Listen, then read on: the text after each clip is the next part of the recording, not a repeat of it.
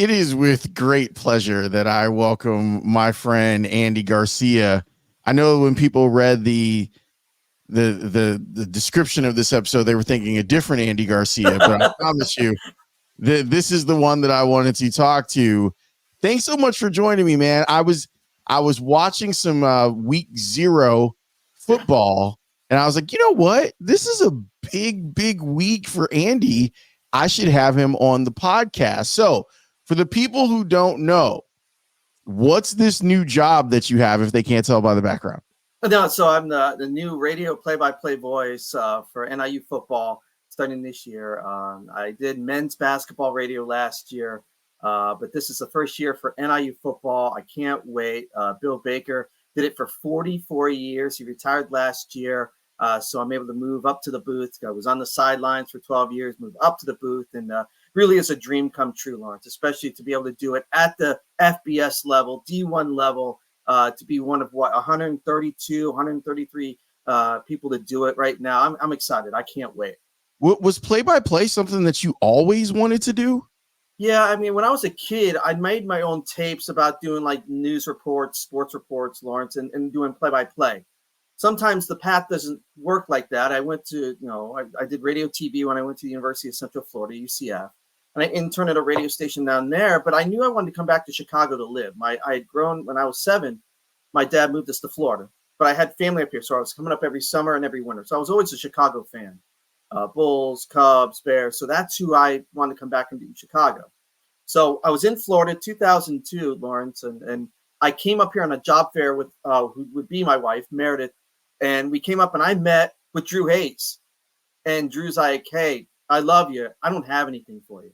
So I moved up to Illinois. I spent a year doing lumber for my aunt's company. And then Drew called me a year later to have an opportunity. And that's when I became the executive producer of Murph and Fred in the mornings. And it kind of went from there. And I just didn't have the opportunities. I was doing play-by-play on the side for like some high school stuff, but I didn't take it like to the next level until NIU got on the score in 2005. And then Mitch Rosen said, hey, Andy, I want you to be like the liaison. I want you to go out to NIU. They're our partner. Go to games. Get to know the people, and that's what I did. So I was good friends with Jim Phillips, who was the AD at NIU at that point, went to Northwestern, and now the ACC commissioner. So we did a radio show, the NIU Weekly, that was on the score, and that kind of gave me the opportunity to kind of get into NIU and just just meet people. And there was a chance to, hey, I want to do more play-by-play, and they were like, yeah, let's do it. So I started women's basketball. I was doing some sidelines like part-time, but I did women's basketball starting in 2011, and then started doing football 2013 full time and kind of got to that. But I've always been doing it on the side, Laurence, but not making money. Like I even went to a lot of Bulls games, would sit up in the press box and just do games. I didn't even tell anybody. I just did it when I was a sports director at the Score. And it kind of developed from there. And then this opportunity came up, and I think it's a perfect opportunity. There's a couple things like inside your story that I do want to talk about. Like obviously you replaced me, executive producer of the Murph and Fred show, when I got promoted to reporter. But that's another story for another day. The part that I think is so fascinating is how much you were able to really take the opportunity that was in front of you to meet people. Like this is a really good testament to networking. That you never knew that this was going to be the job that you were going to be in, but that whole time you were talking to people that were explaining kind of how you might be able to further your career without even necessarily trying to further your career. Yeah, because I didn't think I wanted to be an executive producer of a talk show. Right? I didn't want to book guests or help get things done for a show. I want to be on air, right? That's what I grew up wanting to be. But sometimes your path just doesn't go that route, right? That helped me, though, to meet a lot of people and have those connections and have those contacts where, you know what? I may have met them back in 2003 or 2004, Laurence, and I came back to 2015, 2016, and we were still talking and the opportunities that developed. So, yeah, I didn't want to be an executive producer the rest of my life. And I didn't really know I would want to be a sports director at the Score. But those opportunities gave me ways to communicate, to talk to people, and to reach out and expand my horizons of sports broadcasting. That I didn't know I'd be at NIU, Laurence. Like I couldn't have told you where the Cal was probably before 2000. So it just helped me get in those connections and meet people and find that path to what I wanted to do. What's it like to know that you're replacing someone who's legendary? I think it helps that I was able to work with him for a while, and I gained his respect. He understood I wasn't here just to come in and take your job. I worked with him for 12 years. I wanted him to do what he wanted to do. He was the voice. Like, if I'm able to do that for half of what he does, Laurence, that would be amazing, right? But he got to do it for 44 years, a legend on campus. Everyone knows. But I also got to learn from him how to do broadcast, how to do play-by-play. Some will I take, some I won't, right? But it finds my way of working with him, and also Mark Lindo too, Laurence. Mark Lindo does color commentary. He's going into 40 years this year, 40.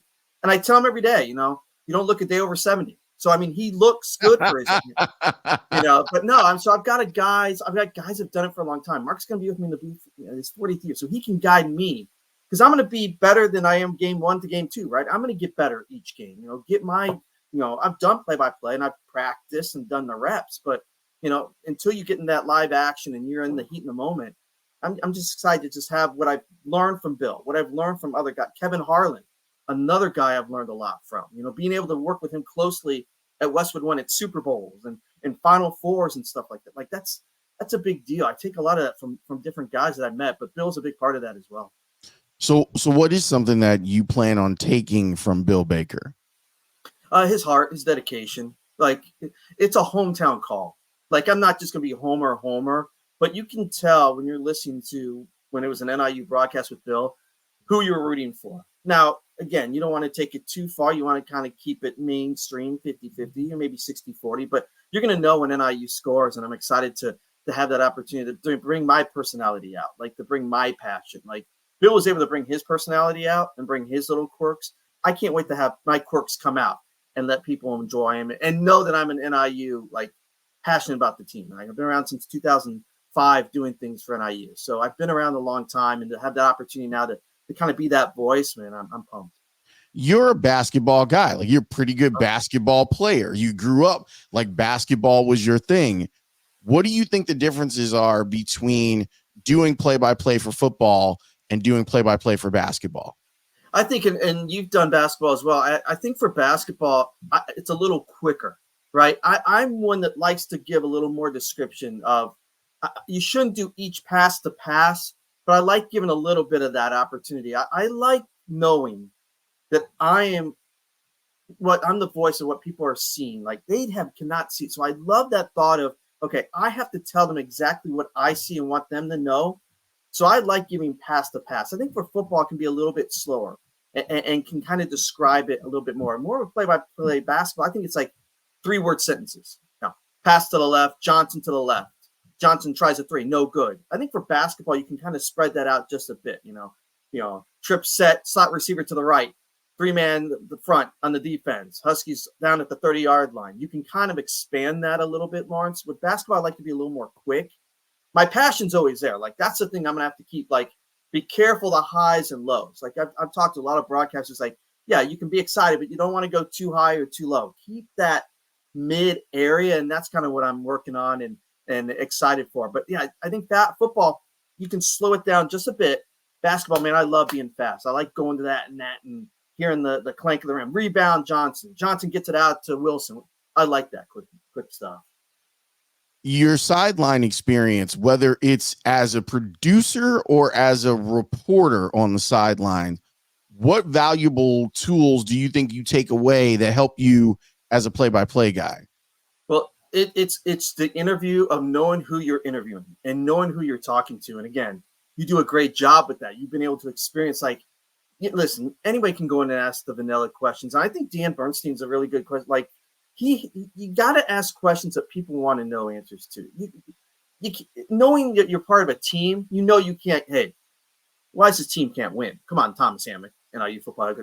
Why can't we win? It's more like, what reasons, Thomas, do you feel like you're just holding this team back just a bit, or what things you need to change? And I think listening to sports radio and being into what I've done with Westwood One and hearing different ways. Jason Benetti is another really good interviewer when we do Westwood One stuff, and he does TV.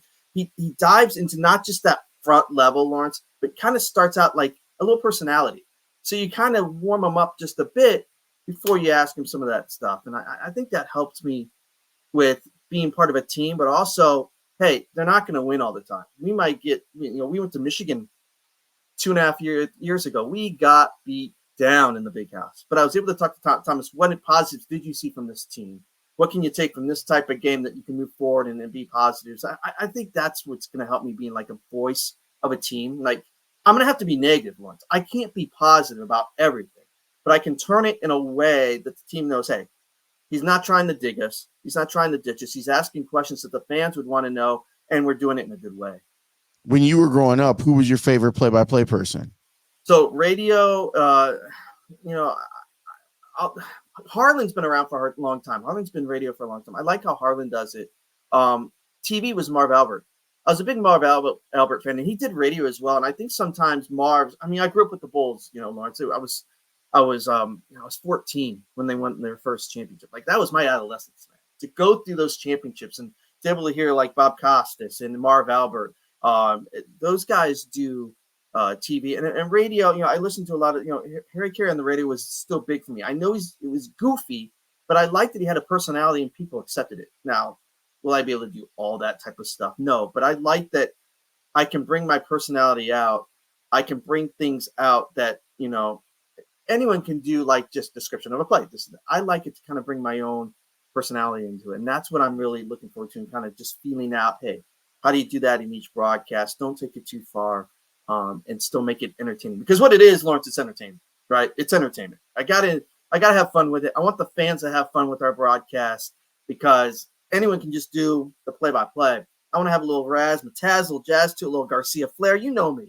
You know my personality. I got to do, am I going to be goofy sometimes? I'm going to make fun of myself? Of course. But I think it'll be in a fun way, and hopefully NIU has a lot of wins around it so it can be good.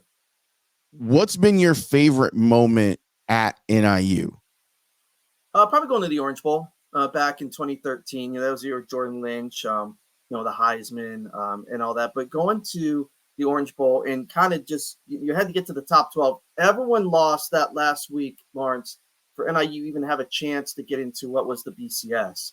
And everyone lost. NIU won the MAC championship. It just worked out. And then that Sunday night, finding out that the team was going to Miami, and to be a part of that and to be down in Miami. And I mean, it's tough now because I think fans are like, hey, you got to the Orange Bowl. Where do you go from there? It's different seasons, right?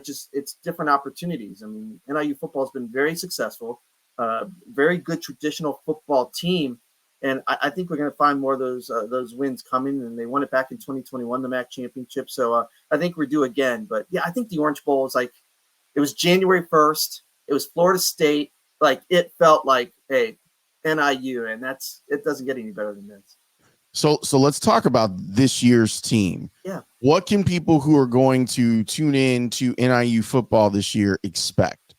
I think, the defense is really good. They were really good last year. One of the top 20 teams on the defensive side. The offense will be good. What NIU is known for, Thomas Hammock, they want to run the ball, and the running back room is very well stacked. They've got guys that can run, especially Ontario Brown, big time first team all MAC running back. So we're going to run the ball. Okay. We have to find some weapons. There's still a quarterback competition. I think we all kind of know the inside who it's going to be. Thomas Hammock doesn't want to say who it's going to be because we've got Western Illinois. They got Notre Dame coming up. They want to keep some secrets, but I think if we can find that quarterback that can make some plays, the run game's going to be there, but the quarterback and the wide receivers have to make plays. It's going to be third down.